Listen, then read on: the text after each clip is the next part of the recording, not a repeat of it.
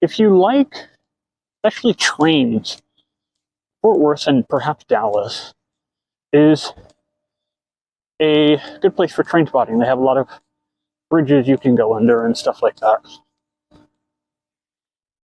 Ever come across a decent amount of money and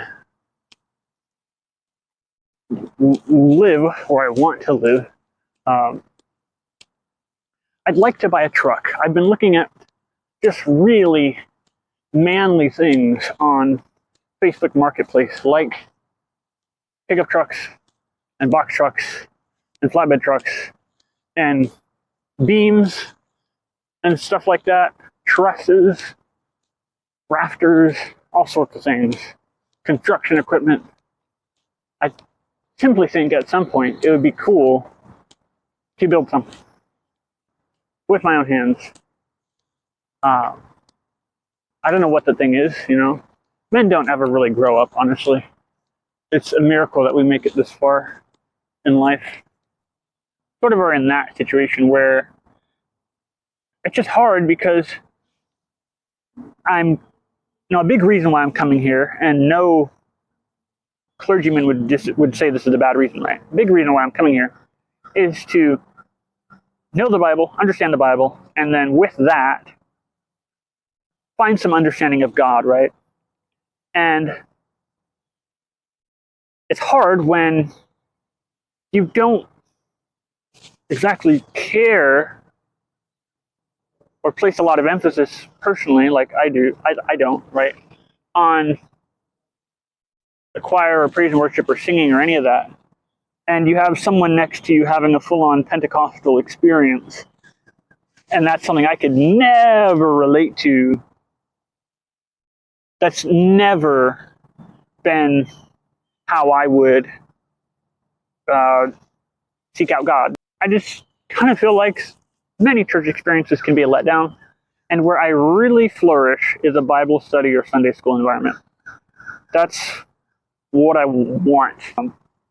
It's just like when I want to go to church and I go, and it's kind of a letdown, and it's not a super inspiring experience in that regard. It's kind of sad that, not that the Bible is hard to understand, because that's the truth about it. It's not an easy text, but it's sad that people aren't really like literate when it comes to interacting with the text. So when you try to talk about the Bible, even to people who go to church, who have been to church their whole lives, it can be kind of an either one-sided or like underwhelming conversation when, one person can be pondering, okay, what does it mean for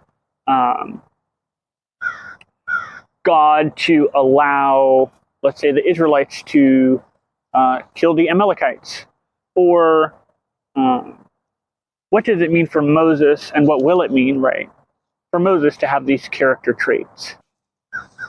While the other person, as much as they've been around the Bible, they don't really know it. And it's just, it's kind of sad and a little bit frustrating. There should be a proverb: the most fruitful interpretations of something may not be the most popular. So that frame of mind is what drives me to look at even some of the really boring stuff in the Bible, like Leviticus, and try to find meaning in it.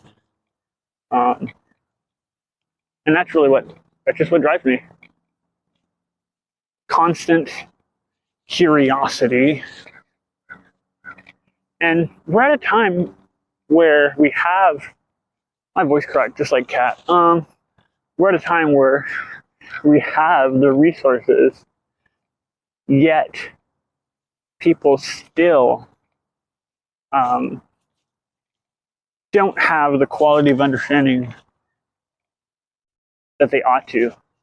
It's just, there's sort of this parallel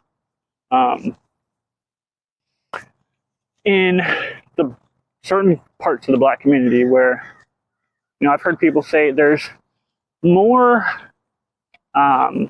money, but less or no wealth.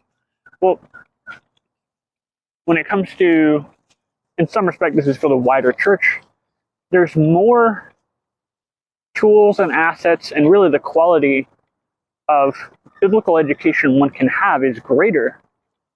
However, there are less people with any great understanding today. And so that's quite unfortunate. Like, having been in ROTC, it makes me also draw this parallel where oftentimes church just feels like I'm in formation.